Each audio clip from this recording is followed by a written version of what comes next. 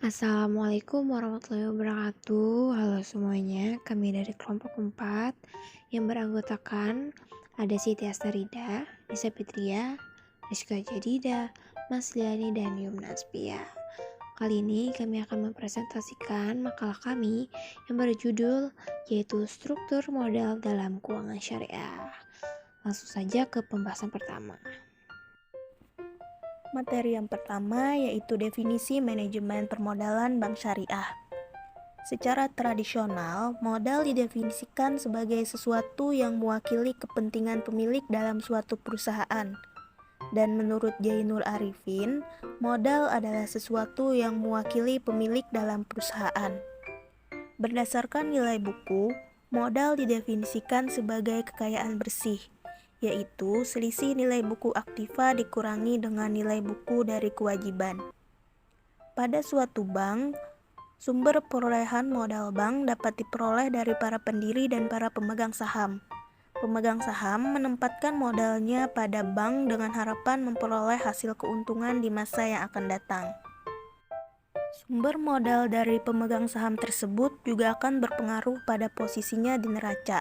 Di dalam neraca, sumber modal terlihat pada sisi pasif bank, yaitu rekening modal dan cadangan.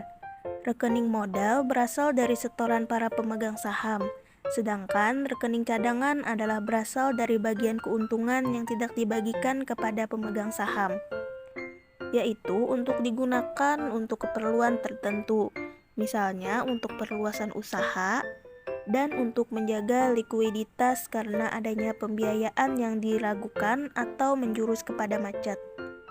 Adapun prinsip-prinsip dasar manajemen permodalan yaitu ada 4. Yang pertama, menyusun rencana keuangan secara menyeluruh. Yang kedua, menentukan modal yang memadai. Yang ketiga, mengusahakan pemenuhan modal dari internal tanpa merusak kepentingan pemiliknya atau pemegang saham. Dan yang keempat, mengusahakan kekurangan modal dari pihak luar. Selanjutnya, ada pula bentuk-bentuk dasar modal bank. Yang pertama yaitu subordinated debt, yaitu hutang pada pihak lain yang pelunasannya hanya dapat dilakukan setelah terpenuhinya kewajiban pembayaran pada pembiayaan lainnya. Misalnya, penitip dana atau deposan. Subordinated debt biasanya berbunga dan bank akan membayar bunga tertentu di masa yang akan datang. Yang kedua, prepared stock, yaitu sejumlah dana tertentu yang ditanamkan oleh pemilik saham yang kewajiban untuk membayar dividen dengan jumlah tertentu hanya dilakukan setelah terpenuhinya pembayaran atas pemilik dana atau deposan. Yang ketiga, common stock, yaitu modal dasar yang dimiliki oleh suatu bank yang biasanya terdiri dari dana saham, harga saham di atas pari, cadangan modal, dan laba ditahan. Selanjutnya, materi yang kedua yaitu fungsi modal bank syariah. Bank sebagai unit bisnis tidak bisa lepas dari yang namanya modal, sebab beroperasi tidaknya bank atau dipercaya tidaknya bank merupakan salah satu hal yang mempengaruhi terhadap pelaksanaan bank itu sendiri. Menurut Johnson, sebagaimana yang dikutip oleh Muhammad, bahwa modal bank itu mempunyai 3 fungsi. Yang pertama yaitu sebagai penyangga untuk menyerap kerugian operasional dan kerugian lainnya. Dalam fungsi ini, modal memberikan perlindungan terhadap kegagalan atau kerugian bank dan perlindungan terhadap kepentingan para deposan. Yang kedua, sebagai dasar untuk menetapkan batas maksimum pemberian kredit.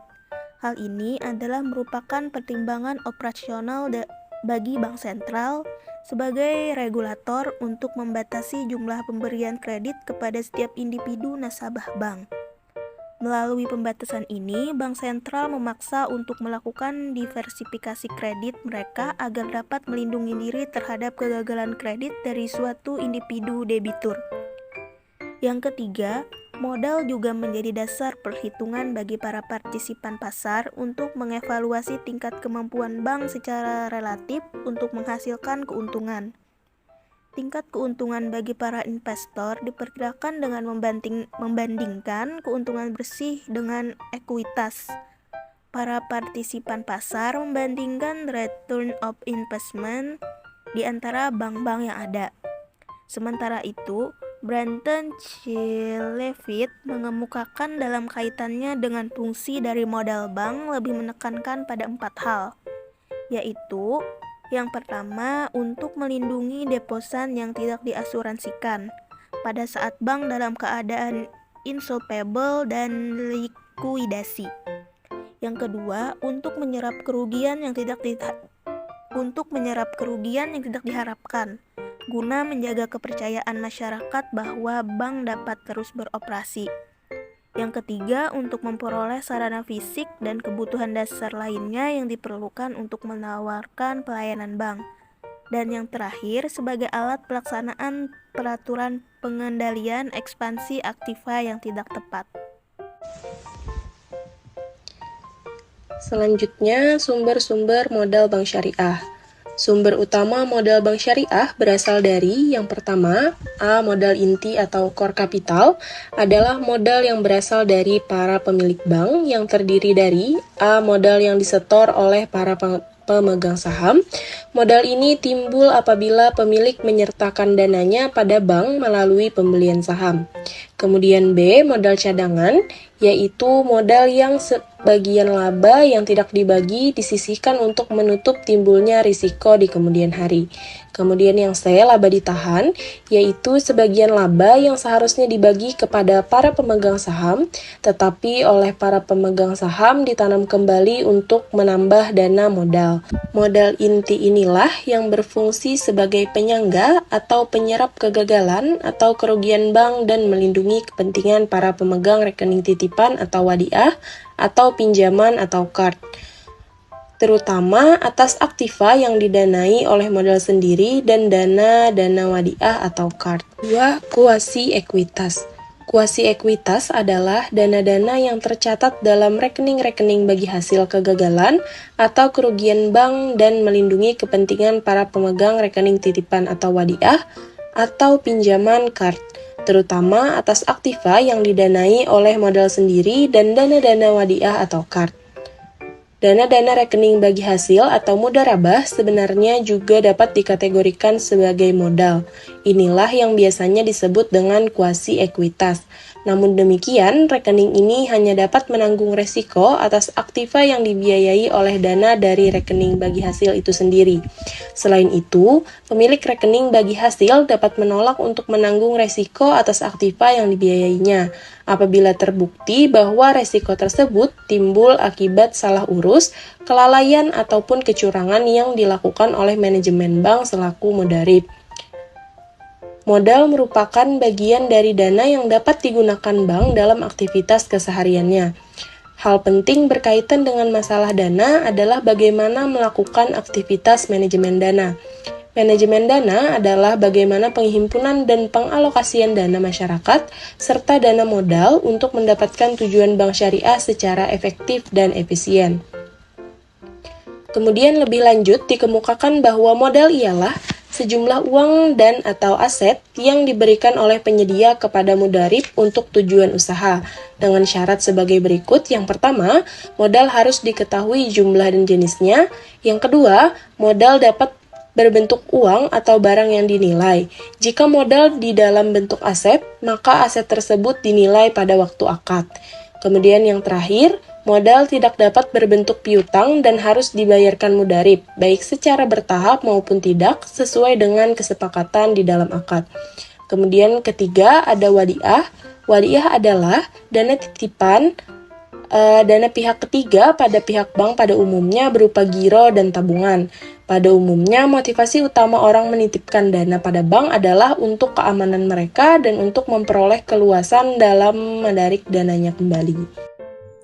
Selanjutnya, materinya yaitu kecukupan modal bank syariah. Nah, tingkat kecukupan modal bank syariah ini dinyatakan dengan suatu rasio tertentu yang disebut rasio kecukupan modal atau capital adequacy ratio atau CAR.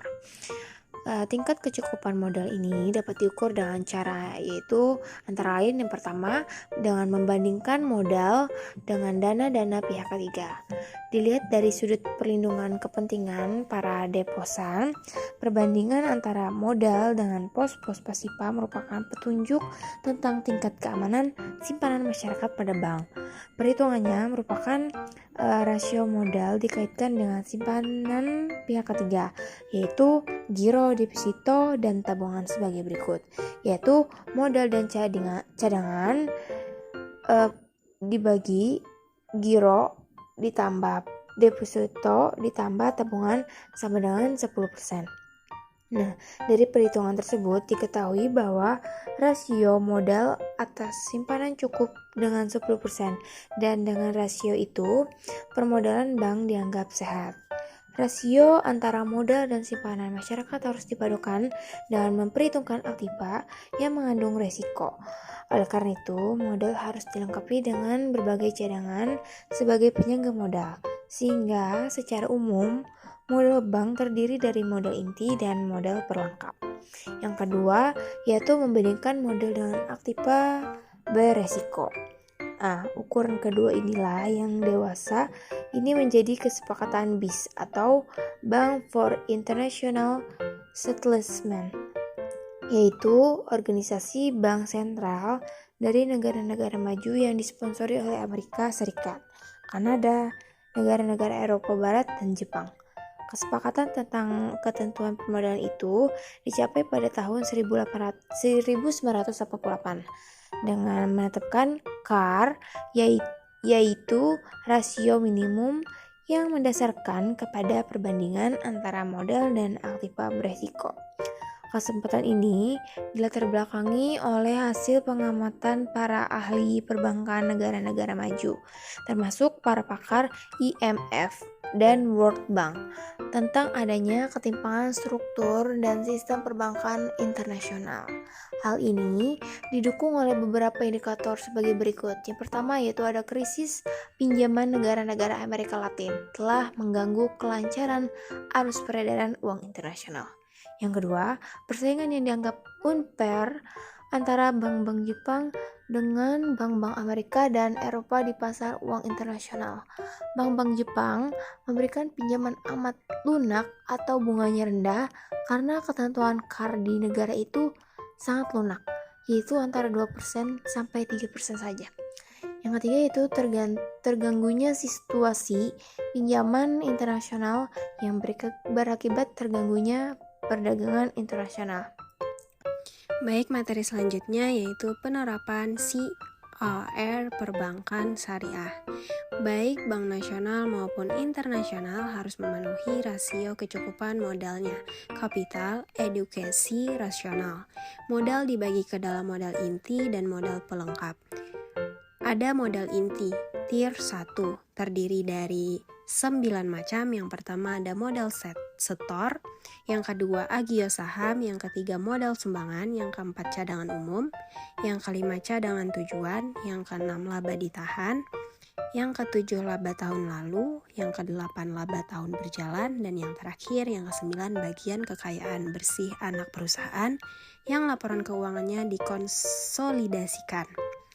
Selanjutnya ada modal pelengkap tier 2 terdiri dari 4 macam. Yang pertama, cadangan revaluasi aktiva tetap, yang kedua cadangan penghapusan aktiva diklasifikasikan, yang ketiga modal pinjaman, dan yang keempat pinjaman subordinasi. Yang terakhir yaitu ada modal pelengkap tier 3. Modal pelengkap adalah investasi subordinasi jangka pendek yang memenuhi kriteria Bank Indonesia. Materi yang keenam ialah aktiva tertimbang menurut resiko pada bank syariah ialah resiko atas modal berkaitan dengan dana yang diinvestasikan pada aktiva beresiko, baik yang beresiko rendah ataupun yang resikonya lebih tinggi dari yang lain. Aktiva tertimbang menurut resiko adalah faktor pembagi denominator dari CAR, sedangkan modal adalah faktor yang dibagi atau numerator untuk mengukur kemampuan modal menanggung resiko atas aktiva tersebut. Dalam menelaah aktiva tertimbang menurut risiko pada bank syariah, terlebih dahulu harus dipertimbangkan bahwa aktiva pada bank syariah dibagi atas dua bagian. Yang pertama ialah aktiva yang didanai oleh modal sendiri atau kewajiban hutang atau wadiah atau card dan sejenisnya. Yang kedua ialah aktiva yang didanai oleh rekening bagi hasil atau profit and loss sharing investment account, yaitu mudharabah baik general investment account atau mudharabah mutlakah yang tercatat pada neraca on balance sheet maupun restricted investment account atau mudharabah muqayyadah yang dicatat pada rekening administratif off balance sheet. Aktiva yang didanai oleh modal sendiri dan kewajiban atau hutang, resikonya ditanggung oleh modal sendiri. Sedangkan aktiva yang didanai oleh rekening bagi hasil, resikonya ditanggung pada dada rekening bagi hasil itu sendiri. Namun, demikian, sebagaimana telah diuraikan di atas, pemilik rekening bagi hasil dapat menolak untuk menanggung resiko atas aktiva yang dibiayainya. Apabila terbukti bahwa risiko tersebut timbul akibat salah urus, kelalaian atau kecurangan yang dilakukan oleh manajemen bank selaku mudharib. Oleh karenanya, tetap ada potensi risiko, katakanlah dengan probability 50% yang harus ditanggung oleh modal bank sendiri. Hal ini mengandung konsekuensi bahwa atas aktiva ini harus pula dibentuk penyisihan penghapusan aktiva produktif. Berdasarkan pembagian jenis aktiva tersebut, maka pada prinsipnya bobot risiko pada bank syariah adalah yang pertama, aktiva yang dibiayai oleh modal bank sendiri atau dana pinjaman, wadiah card dan sejenisnya adalah 100%. Yang kedua ialah aktiva yang dibiayai oleh pemegang rekening bagi hasil baik general ataupun restricted investment account adalah 50%. Mungkin itu saja materi dari kelompok 4. Salah hilaf kami mohon maaf. Wassalamualaikum warahmatullahi wabarakatuh.